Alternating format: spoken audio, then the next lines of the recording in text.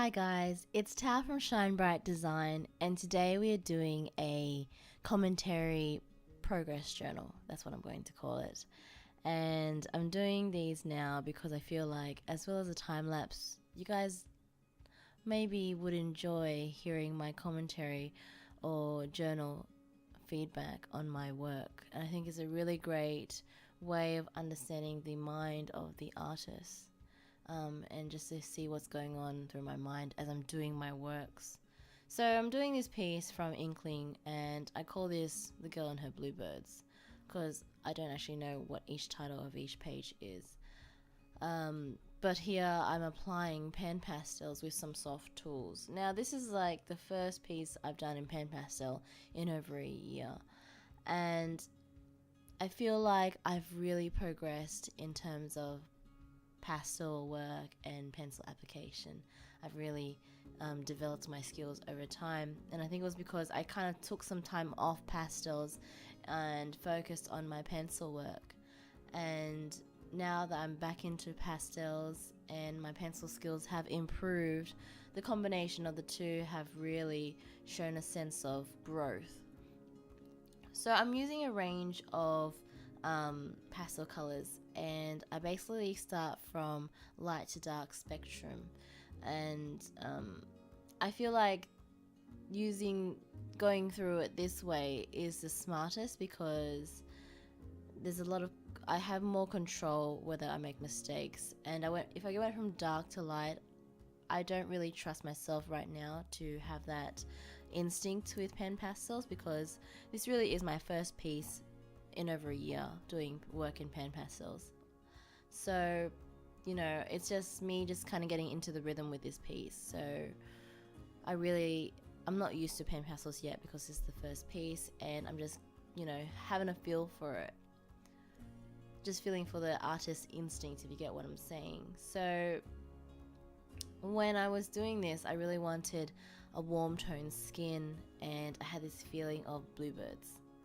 I don't know why, but I just had this whole want to have bluebirds with a bit of pink or warm chest. And when I wanted to do that, I realized that I needed a bit of warmth in the hair, because if you've been following my work or watching my tutorials, I really like using colors that really connect back and forth with the background or back and forth with different aspects of the piece. And so if I'm using pink in the hair, I like to use pink in other features of the piece as well. And then because of the bluebirds, I actually wanted blue in the background. So I kind of put in like a purple, pink, blue background. And what I love about pastels is that, when you use pastels, you can also erase them. So a lot of you guys don't know what to do with your backgrounds, and paint is one of the cleanest ways to fill in a background, but pen pastel is also a nice way to give that bright, vibrant color and really pack it in, and do it really quick, and it's really easy to work with. And you know what, you can erase it at the same time as well. I could have erased the branches in the background so I could have a more saturated pigment, because when I put the brown on top, it may have been contaminated because I'm putting on top of like a blue or a purple. But to me, it wasn't such a big aspect of the piece, so I didn't really care or pay attention to that part of the piece. And I realized in this first piece that when it comes to finer details like the lips, the eyes, and eyeshadow and stuff like that, you really don't want to do it in pastel. So I quickly realized after applying the pastel that I needed to erase it, and you'll see that later on in the video. So I, at this point, don't know about what are the restrictions when it comes to detailing with pastels, because I feel like pastels are a more larger scale medium that you would use to obtain things, and we use pastels as backgrounds or pastels to fill in big spaces, and then we use pastel pencils or pencils to get that finer detail. And then here you see that I'm erasing those eyes, and it was because I quickly realized that if I want really good details with the eyes, I want to do it in pencil. And here I actually did it in, I think, the pastel pencils by Caran. I have a few sets by Caran. I have the pastel sets and a couple of the pencil sets, and I was just trying things out. I can actually correct you now that looking at the pencils close up that I was using a Luminance pencil, and I love Luminances. They're so soft, and they're not too soft as in smudgy, but they're still quite soft and buttery. And I'm using the Luminances here to like add more detail, and you'll see that I'm using reds in the skin, and I use those colors because I want a bit of warmth, and those colors really kind of connect back with the branches in the background as well.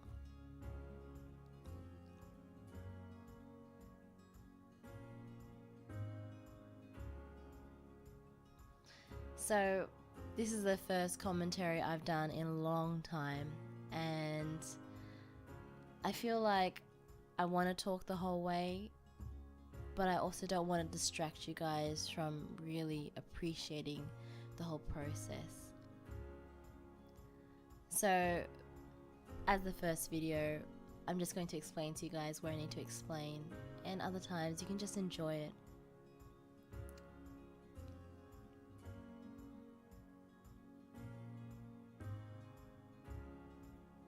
So I want to reiterate, guys, about my process here currently, how I'm using pencils to emphasize that highlight in the skin. And I know that I haven't really, this is like the first piece I've done in the pastels and pencil combination, and I can see that I'm really learning as I go, and I'm just following the instinct.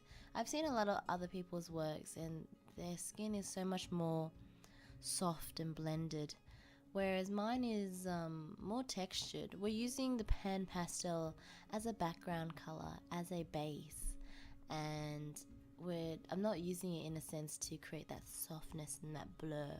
I'm only using it as base, and still, even though it's used as base, it still has that softness and blur to the skin. This is one of the main reasons why I love pen pastels, because it gives that sense of, it just adds that extra softness to the piece. And here you can see I'm adding more detail with the pencils on the Strathmore paper. I still need to practice a bit more with these new pencils on Strathmore paper. I haven't done a complete Caran tutorial yet, but if it's something that you guys are interested, comment below. I may do a Pablo Luminance tutorial. But here I'm adding more details to the hair, and I go in with the lightest colors first, followed by the darkest colors. Here I can then control the level of texture and texture and shading that I put into the hair, and I can also put some texture here right now on the flowers and the skin. Here I'm adding some blue or purple to the skin on top of that red that I put in previously. So what I love about the Pablos and the Caran Luminance and the Pablos is that, you know, it's really vibrant, it's really high quality paper, high quality pencil, and it's not too soft and it's not too hard, it's kind of just right, and it's a high quality pencil as well. And I just love how the Caran just sit so nicely on top of these pan pastels. And during this whole process I was using a paper towel underneath my wrist to avoid smudging, but it really doesn't help you that much, it only helps you just a little. So I actually looked later on to get something for that, so I looked into getting like a smudge glove or something, which is what you may see me use in my next demonstration of pen pastels. And you know, I just want you guys just to enjoy the process, and if you have any questions on my process, just ask and I will answer them in my next progress video if you have any questions. But I'm really happy with this piece. This piece is actually quite small. It's actually smaller than A4, and it was very cute. I actually love doing larger pieces, so maybe in my next video you'll see me do a larger piece by Tanya Bond, because it just allows you to do so much more detail. And that, even though it was small, I love the color combinations, I love the texture of the hair, and I love the birds. I thought they turned out so lovely.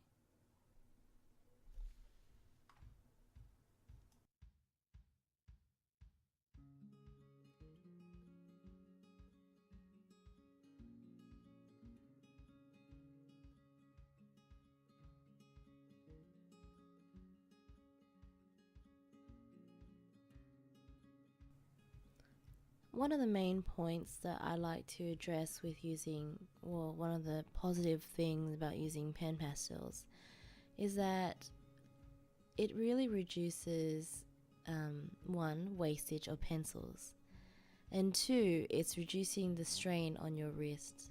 Some of my viewers have wrist injuries, and when you are using a pencil and you're gripping the pencil for long hours just to fill in background space, just to fill in, base layers of hair or base layers of skin, you're really adding to that level of strain. And one of the best ways to reduce that is to use mediums that do full coverage in a quicker time span. And not only that, but don't require much pressure from the wrist, and that really reduces the strain on your wrist. When I color for hours and hours, it does get strainful, it does get tiring, so you also need to take breaks as well.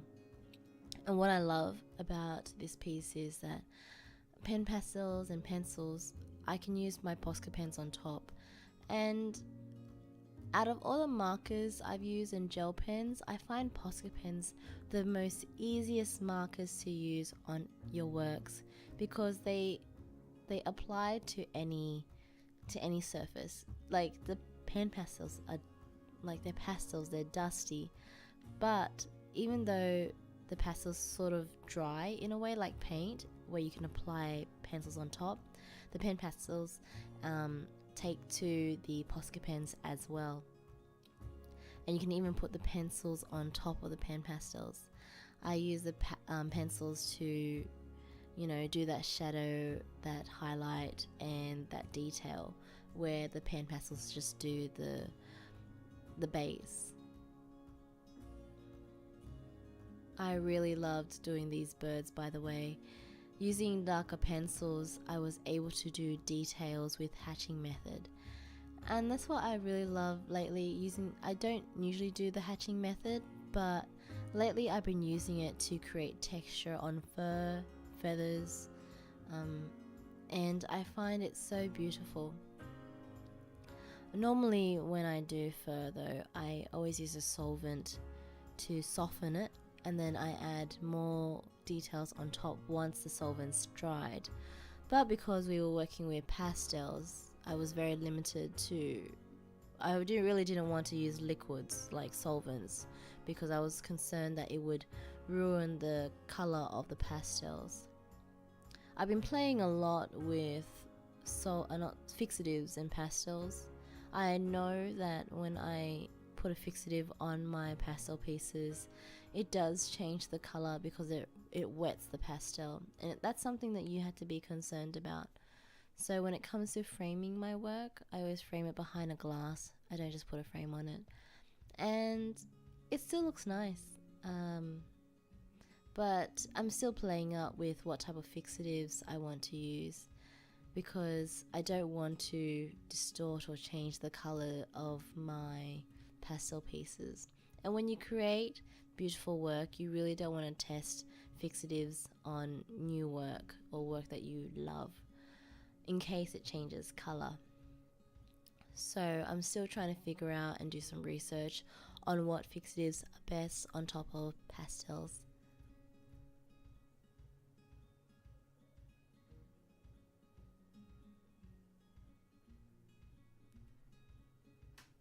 I love the Caran white, guys. I think it's such a nice pencil. It's to me, the Caran white is probably the whitest, most opaque white you can get on the market at the moment in terms of getting that highlight that you really want. I think it's better than the Prismacolor white and the Faber-Castell white.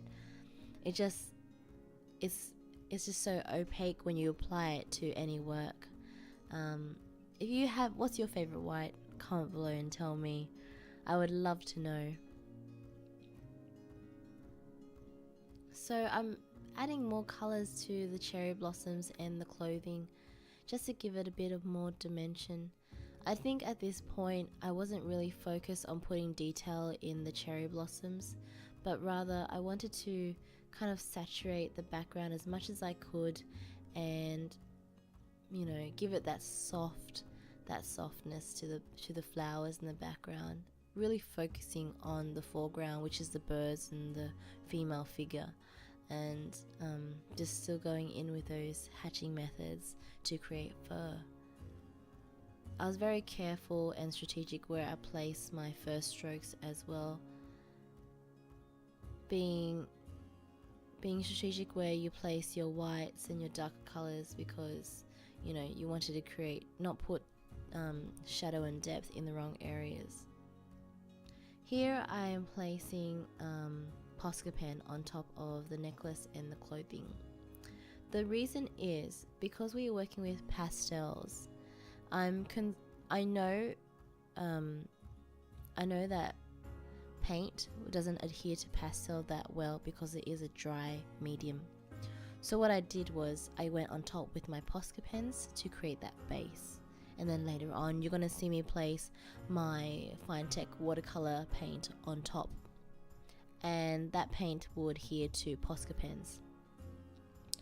So I'm still adding highlights to the branches and the flowers and doing some shadows on the birds. You will see me use Posca Pens a lot if you follow me, because I like to use Posca Pens to be a base for my Finetec or my watercolor paints. A lot of the time when you're working with pencils or pastels, the